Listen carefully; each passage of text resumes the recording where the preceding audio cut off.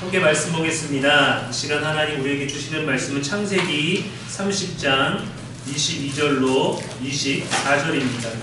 하나님이 라헬을 생각하신지라 하나님이 그의 소원을 들으시고 그의 태를 여셨으므로 그가 임신하여 아들을 낳으려고 이르되 하나님이 내 부끄러움을 씻으셨다 하고 그 이름을 요셉이라 하니 여호와는 다시 다른 아들을 내게 더하시기를 원하노라 하였더라. 아멘. 이는 살아계신 우리 하나님의 말씀입니다. 이 시간 구약의 예수 요셉이라는 제목으로 말씀 나누겠습니다. 계속해서 성경의 인물들을 다루고 있는데요. 여러분들에게도 너무도 익숙하고 우리가 잘 알고 있는 인생이죠. 저는 영화를 자주 보는 편입니다. 영화 속의 장면들, 또 거기에 나오는 대사들, 거기에 있는 어떤 주인 등장인물들의 정서적인 변화들, 또 이야기의 흐름, 그런 걸 보면서 영화 한 편이 설교 한 편이 되는 것처럼 그런 것들을 많이 구상하고 또 그런 대사들을 받아서 하나님 우리라면 또 어떤 말씀을 주셨을까, 우리라면 어떤 삶을 살았을까를 영화의 다양한 장르들을 통해서 보게 되는 것 같아요. 아주 가끔 새로운 영화를 보기도 하는데 대부분은 영화 채널에서 반복적으로 보여주는 것들을 보게 됩니다. 좋은 영화는 몇 번을 봐도 질리지가 않죠. 우리가 영화의 장면을 알면서도 대사를 알면서도 계속 보게 되는 질리지 않는 작품들이 있습니다. 저는 이제 늘 공부하면서 음악을 대부분 듣는 편인데 추억의 발라드를 듣기도 하고 90년대 그런 유행가들을 듣기도 하고 최근 노래들은 잘 안 듣거든요. 그러다가 가장 중요하고 가장 진지해지는 시간에는 결국에는 이제 클래식으로 돌아가게 되더라고요. 그래서 이제 비발디 사계라든가 쇼팽이라든가 차이콥스키라든가 이런 교향곡들을 찾아서 그런 것들을 통해서 가슴에 웅장한 것들, 들어도 질리지 않고 뭔가 집중, 명상, 다양한 생각들을 하게 해주는 그런 것들이 있죠. 음악도 그렇고 음식도 그렇고 우리가 자주 보게 되는 사진들처럼 계속 듣고 계속 먹고 계속 봐도 질리지 않고 늘 좋은 것들이 있습니다. 설교하면서 몇 번을 설교해도 질리지 않는 인물 중에 하나가 바로 저는 요셉이에요. 창세기 37장에 보면 17세 소년으로 등장을 해서 요셉이 본격적으로 나타나고 그리고 창세기 마지막까지 그의 이야기로 가득합니다. 오늘 본문은 요셉의 출생 이야기예요. 하나님이 드디어 라헬을 생각하셔서 그녀의 태를 여셨습니다. 그리고 내 부끄러움을 씻으셨다 하고 그 이름을 요셉이라고 했는데 요셉의 이름은 더하다라는 뜻이에요. 그러니까 이제 물 들어왔으니 노를 젓자라는 기세로 이제 한 명의 아들을 낳았으니까 된 게 아니고 언니보다 더 많은 아들을 내게 주십시오라는 어떤 바람이 담겨 있는 거죠. 이전에 르우벤이 들에 나가서 합 한 채를 얻어왔습니다.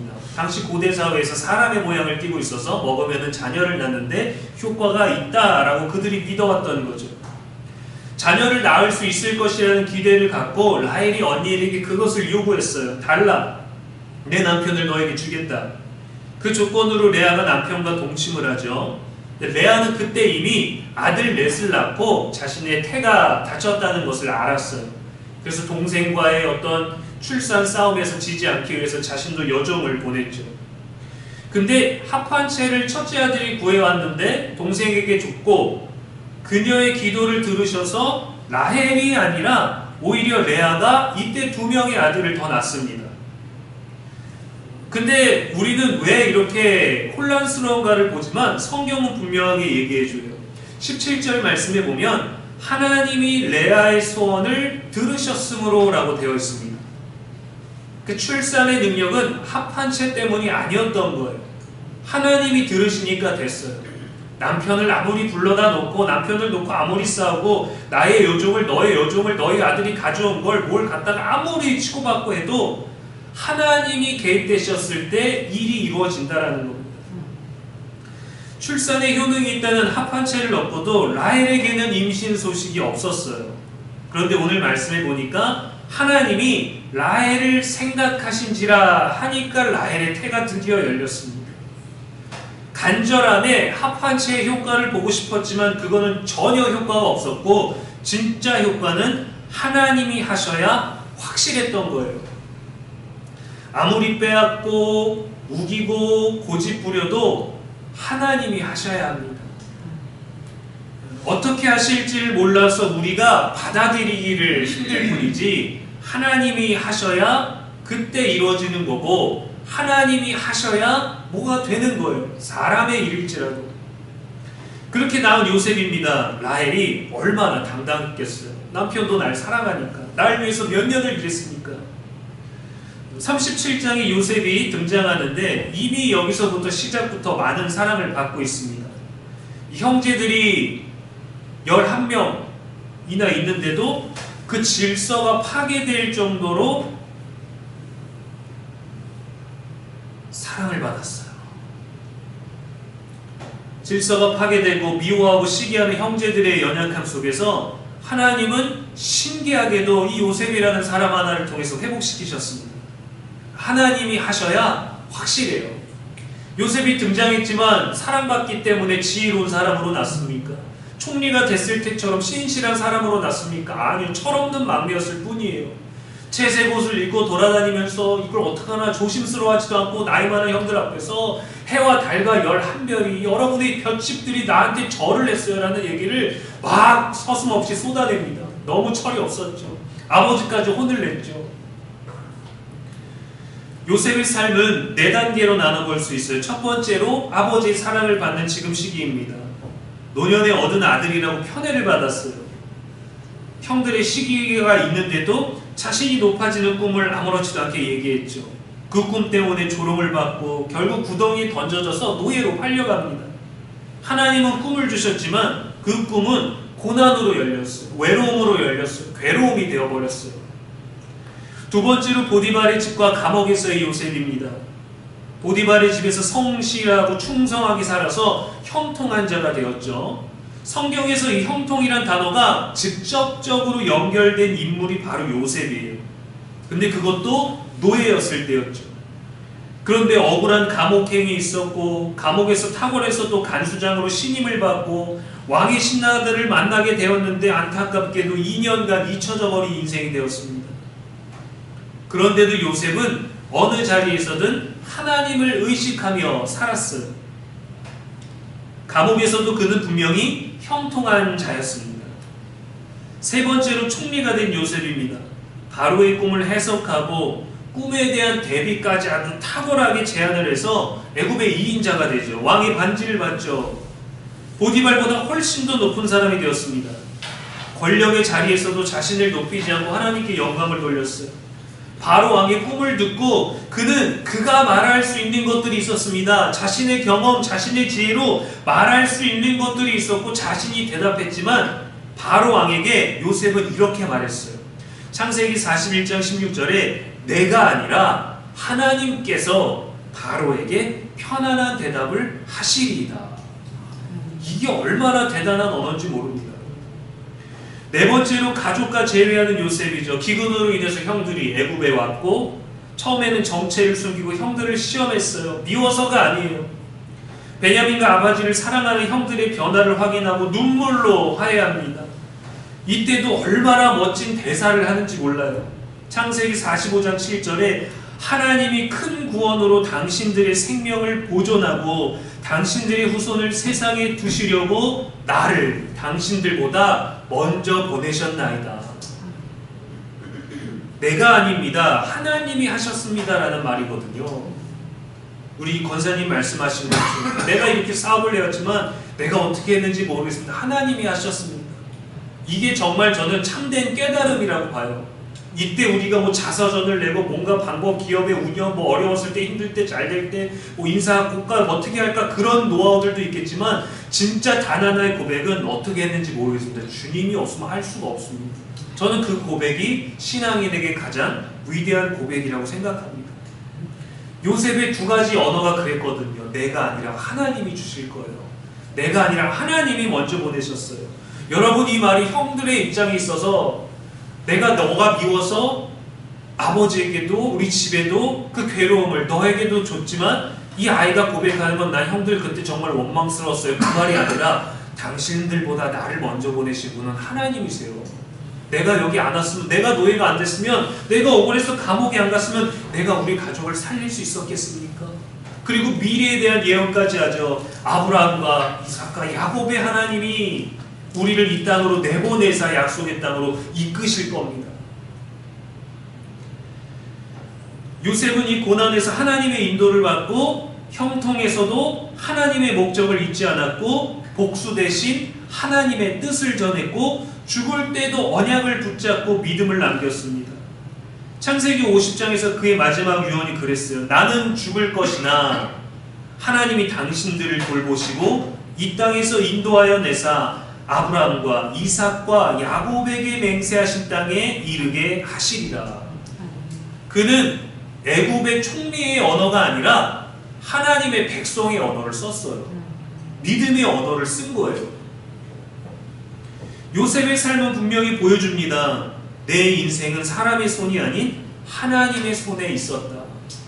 내가 그를 붙잡은 게 아니라 그가 나를 붙드셨다. 내가 그분에게로 간 게 아니라 그분이 나를 오게 하셨다. 그러니까 그분이 이루셨던 것을 말할 수 있는 거죠. 아버지가 그를 사랑했지만 아버지의 뜻대로 되지 않았고, 형들이 그를 미워했지만 형들의 뜻대로 되지 않았고, 억울하게 감옥에 갔지만 그 뜻대로 되지 않았죠. 아버지가 입힌 옷도, 사람이 입힌 옷도, 형들이 입힌 옷도 다 벗겨졌지만 하나님이 입히신 애굽 총리의 옷은 벗겨지지 않았어요. 그런데 이스라엘 12지파에 이 핵심 인물인 요셉이 없습니다. 당연히 들어가야 되지 않아요? 그의 아들 에브라임과 므낫세 두 아들이 들어갔죠. 예수님의 혈통이 되지도 않았습니다. 바로 이 부분까지 온전히 예수님의 겸손을 품고 있어요.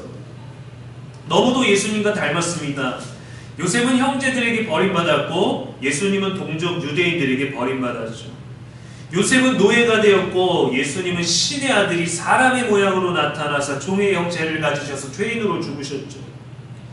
요셉은 억울하게 고난을 당했고 예수님은 십자가 고난을 당하셨죠.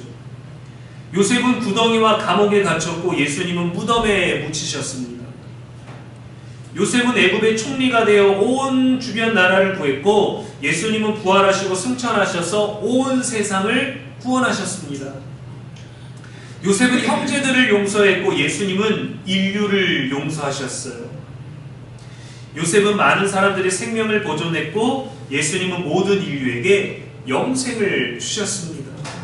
그것을 우리에게 누리라고 초대해 주시는 거예요.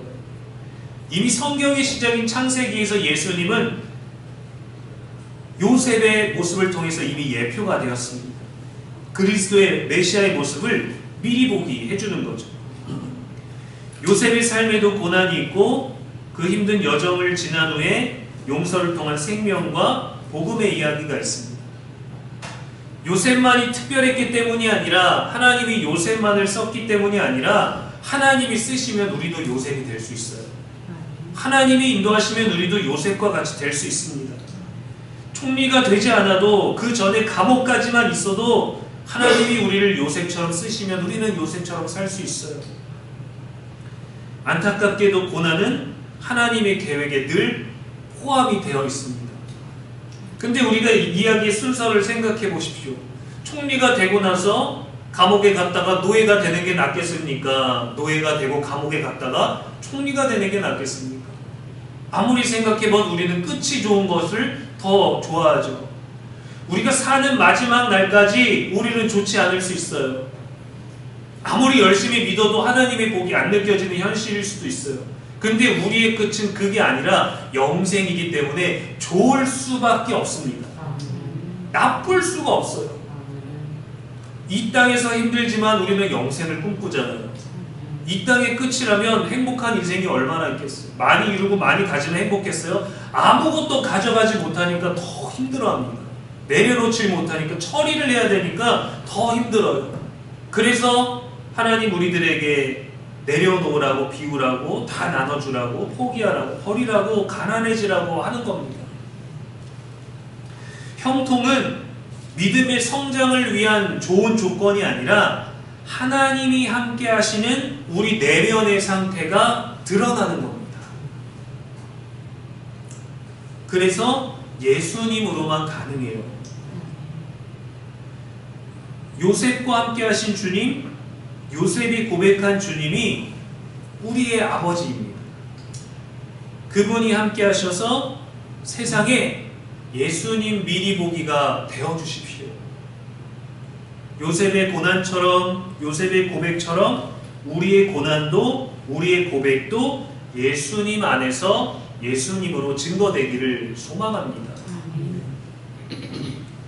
우리가 들어도 진리도록 들어도 질리지 않는 아름다운 이름이 바로 예수 그리스도입니다. 하나님이 우리에게 주신 유일하신 이름, 버려졌지만 가장 아름다운 이름, 형들이 버렸지만 가장 아름답게 쓰임받은 그 아들, 사람에게 잊혀졌지만 가장 아름다운 때에 기억되어져서 가장 그들의 고민되는 문제를 해결해줬던 그 인물, 그분이 우리들에게 주님이시고 주님은 우리들에게 세상에서 그러한 사람이 되라고 합니다. 좋은 노하우, 좋은 방법, 좋은 자서전이 아니라 주님을 증거하라는 거예요. 그분이 내게 함께 하셔서 나는 이런데 너에게도 함께 하실 거야. 그 메시지를 주는 거예요. 삶이 옳다 그르다가 중요한 게 아닙니다. 무엇을 했다 아니다 이거다 저거다가 무엇을 결정했느냐가 아니에요. 주님이 함께 하신다라는 그 고백, 주님이 너를 요셉처럼 이끄신다는 고백, 네가 비록 감옥에 있고 앞길을 알 수 없지만 주님이 너와 함께 하시면 너는 형통한 자야. 아무리 잘 돼도 주님이 없으면 형통하지 않아, 이런 말을 하지 않아도 돼요. 그저 주님이 우리들에게 얼마나 좋으신 분인지 그거를 알면 됩니다. 볼수록 들을수록 만날수록 함께할수록 더 좋은 예수님과의 동행이 저와 여러분에게 가득하기를 축원합니다.